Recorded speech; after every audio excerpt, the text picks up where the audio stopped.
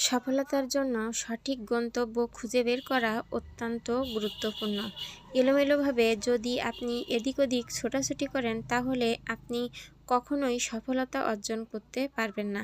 আপনাকে সফল হতে হলে অবশ্যই সঠিক গন্তব্য খুঁজে বের করতে হবে। যখন আপনি আপনার সঠিক গন্তব্য খুঁজে বের করতে পারবেন এবং সেই গন্তব্যে যাওয়ার জন্য যে সকল কাজ করা প্রয়োজন, সেই সকল কাজ করতে পারবেন, তাহলে দেখবেন যে আপনি একসময় সফল হতে পেরেছেন খুব কম সময়ের মধ্যে।